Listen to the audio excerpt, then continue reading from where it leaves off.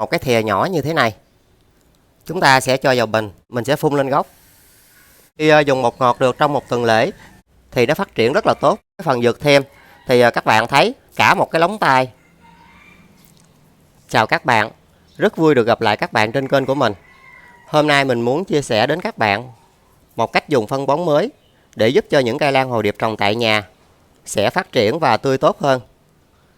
Đó chính là dùng những cái loại bột ngọt như thế này để giúp các bạn có nhiều sự lựa chọn hơn trong việc dùng phân bón cho cây. Thì như các bạn đã biết, bột ngọt rất là tốt cho cây và mình đã áp dụng.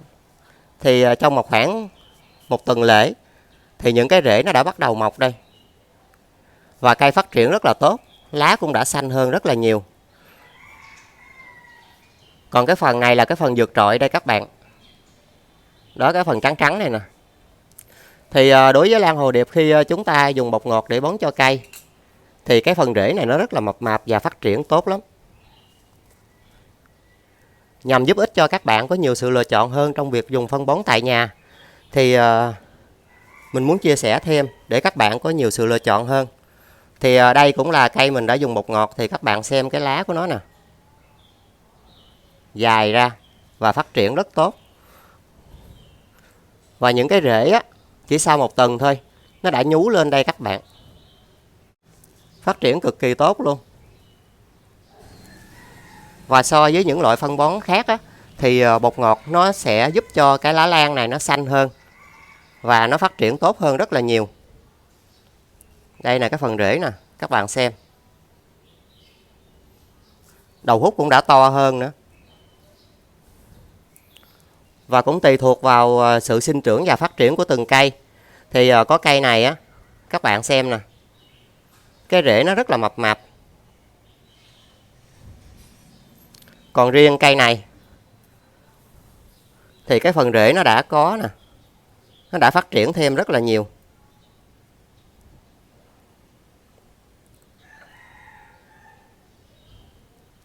Và do nó hấp thụ được tốt á, thì các bạn xem, cái lá lan nó cũng đã dài hơn. Và cái phần dược thêm này nó đã rất là dài, khoảng một lóng tay luôn á các bạn.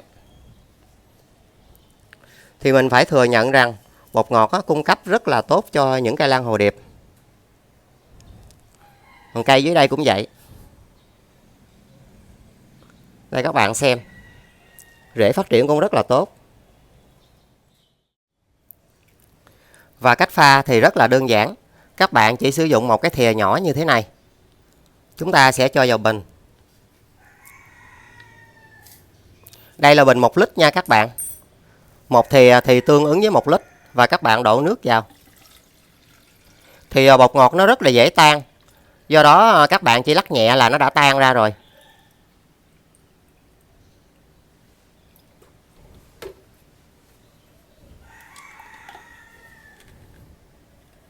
So với những loại phân bón lá khác thì bột ngọt á, nó sẽ an toàn hơn nhiều nha các bạn. Và giúp cho cây lan của các bạn phát triển rất là vượt bậc. Và khi đã pha lên như thế này rồi thì chúng ta sẽ tưới cho cây lan.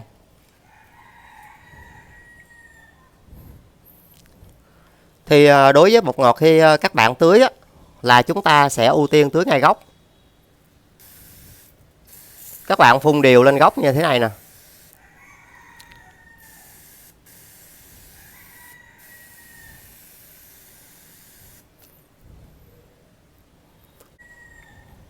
Giống như cây lan này cũng vậy, mình sẽ phun lên gốc.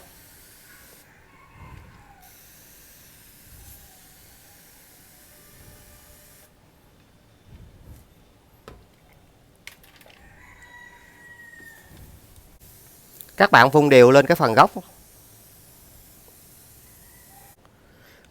Mình cũng xin giải thích cho các bạn tại sao bột ngọt lại có chứa những cái chất cần thiết mà giúp cho cây lan hồ điệp phát triển tốt và vượt trội đến như vậy. Vì cái thành phần chính của bột ngọt đó chính là đạm và những cái loại hormone kích thích sinh trưởng, phát triển. Nó giống như loại vitamin B1 phân bón lá mà các bạn dùng để tưới cho cây. Do đó cái hàm lượng đạm trong đây rất là cao. Và khi các bạn dùng bột ngọt để tưới cho lan hồ điệp thì chúng ta nên tưới vào buổi sáng. Và các bạn thực hiện tưới trong 1 tuần thì các bạn sẽ thấy được cái kết quả nó rất là vượt bậc. Chỉ sau 1 tuần thôi các bạn là hiệu quả thấy rất là rõ rệt. Và các bạn phun chừng khoảng 3 lần thôi thì những cây lan mà nó bị yếu á, nó sẽ phát triển rất là tốt. Và khi dùng bột ngọt để tưới cho lan hồ điệp thì các bạn nên tưới vào buổi sáng, không được tưới vào buổi chiều hoặc là buổi tối. Vì cái lượng đạm trong bột ngọt này nó sẽ hấp thụ rất là tốt. Khi vào buổi sáng sớm mà các bạn tưới cho lan hồ điệp thì nó sẽ hấp thụ rất là tuyệt vời. Và đặc biệt khi dùng để tưới lan hồ điệp thì những cây con nhỏ như thế này các bạn không được tưới. Vì á, đối với lan hồ điệp á, nó sẽ có những cái chu kỳ sinh trưởng và phát triển khác nhau. Từ giai đoạn cấy mô cho đến giai đoạn cây con, rồi sinh trưởng và phát triển giống như những cây lan trưởng thành. Thì nó sẽ đòi hỏi một cái lượng phân bón phù hợp cho từng giai đoạn. Do đó khi mình nạp một cái lượng đạm lớn giống như những cái loại bột ngọt như thế này thì cây rất là dễ bị hư. Do đó chính vì vậy mà những cây lan nhỏ thì các bạn không được áp dụng. Hoặc là những cây lan hồ điệp đang trong giai đoạn để các bạn kích hoa thì chúng ta cũng không nên dùng. Vì trong giai đoạn kích hoa đó thì dinh dưỡng nó sẽ dồn hết toàn lực để nó phát triển ngồng hoa. Mà hai thành phần đó chính là kali và phosphor. Nó chiếm một tỷ lệ rất là cao. Bởi vậy trong những cái loại phân bón lá mà dùng để kích hoa thì các bạn thấy hai cái hàm lượng kali và phosphor nó rất là lớn. Vì hai hàm lượng đó nó chính là cái sự để kích cho ngồng hoa phát triển và cái lượng đạm giảm xuống. Và nếu như trong quá trình kích hoa mà mình lại tăng thêm cái phần đạm giống như những cái loại bột ngọt như thế này thì những cây lan hồ điệp của chúng ta kích hoa nó sẽ bị đảo lộn cái quá trình kích hoa. Do đó cây lan nó sẽ rất là dễ bị hư. Vậy là những cây lan con và những cây lan trong giai đoạn kích hoa là các bạn không được dùng bột ngọt để tưới cho cây. Và khi các bạn tưới cho lan hồ điệp á, thì chúng ta sẽ tưới trên cái phần rễ này. Vì rễ nó chính là cái miệng ăn để nó giúp cho cây lan hồ điệp phát triển mạnh lên. Và khi mà rễ phát triển tốt thì những cái lá trên đây nó sẽ phát triển tốt. Và mình xin giải thích tại sao mà mình không được tưới lên lá mà mình chỉ tưới vào bộ rễ. Vì các bạn biết cái cấu tạo của cái lá lan này là cái dòng đơn thân. Và lá lan này á, nó tập trung một cái lượng nước rất là lớn từ lá, thân, rễ. Cái lá nó không có cấu tạo hình xương cá như những loại lá khác. Các bạn xem nè, nó đâu có gân lá đâu. Do đó cái phần hấp thụ phân bón của nó thấp hơn so với cái phần rễ rất là nhiều. Do đó khi các bạn dùng phân bón lá hoặc là những cái loại bột ngọt mà các bạn tưới thì chúng ta sẽ tưới từ mặt lá dưới đây, chúng ta sẽ tưới ngược lên. Thì nó sẽ hấp thụ nhưng mà nó hấp thụ ít hơn so với phần rễ các bạn ạ. Do đó chính vì thế mà khi các bạn dùng bột ngọt chúng ta sẽ ưu tiên tưới cái phần rễ để cho nó sẽ phát triển, cho cây lan hồ điệp của chúng ta nó sẽ nhanh phát triển hơn. Và cũng giống như những loại phân bón khác thì mặc dù là rất là an toàn nhưng mà chúng ta cũng đừng có lạm dụng quá nha các bạn. Vì mỗi loại phân bón nó sẽ có ưu điểm và nhược điểm khác nhau. Tuy rằng bột ngọt này rất là tốt để các bạn phục hồi những cây lan bị yếu và những cây lan đang trong giai đoạn sinh trưởng và phát triển chậm, chúng ta dùng bột ngọt để cho cây lan mau phục hồi hơn. Nhưng mà nếu mà chúng ta lạm dụng thì cũng không có tốt cho cây. Và như các bạn đã thấy nè, thì đối với cây lan hồ điệp này mình đã dùng được 1 tuần lễ. Thì cái phần dược thêm đây nó rất là dài. Thì khoảng cách giữa cái phần nách lá này so với cái phần dược thêm thì các bạn thấy cả một cái lóng tay hơn luôn. Phát triển rất là tốt. Và do cái cây lan này nó hấp thụ được đó các bạn.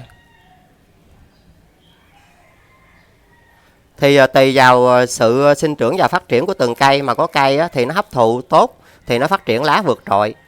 Và đa phần thì trong 1 tuần lễ là các bạn sẽ thấy được cái hiệu quả vượt trội của những cây lan mà khi chúng ta bón bằng bột ngọt.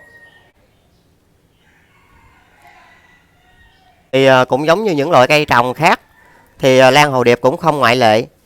Khi các bạn trồng do một cái điều kiện nhiệt độ của chúng ta là rất là nóng, nhất là ở khu vực miền Nam.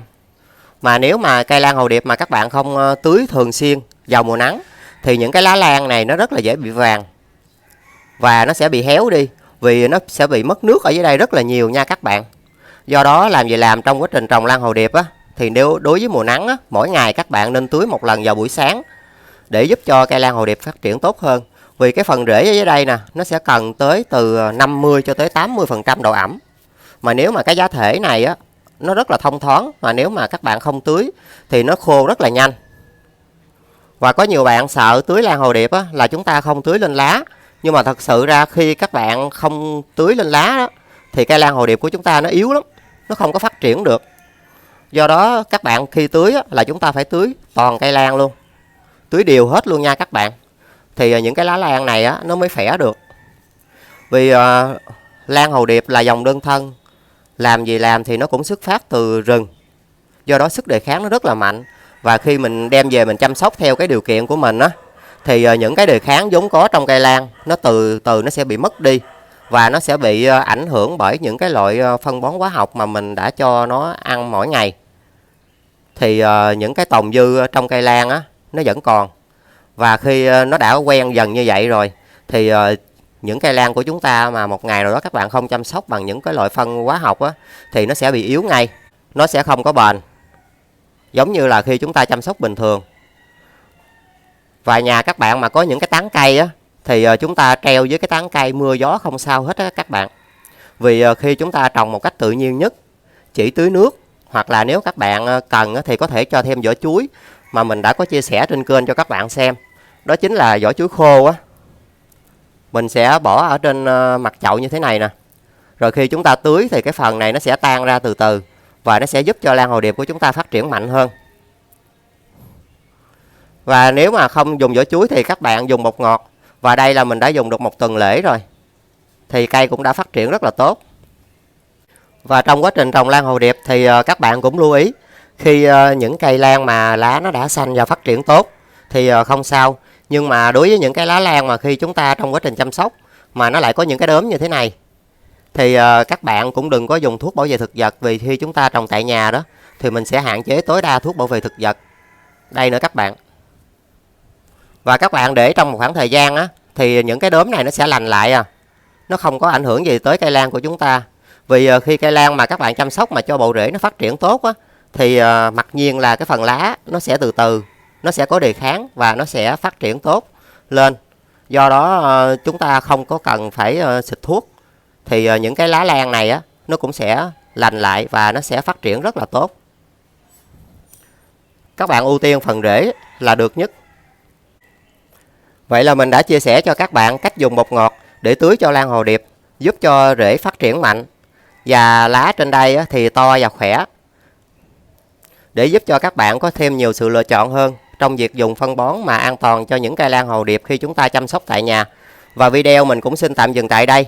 Yêu quý mình các bạn nhớ like, chia sẻ và các bạn nhớ nhấn chuông để tiện thể theo dõi những video mới nhất mà mình sẽ up lên cho các bạn xem. Và bây giờ thì xin chào và hẹn gặp lại các bạn những video tiếp theo. Chúc các bạn thành công.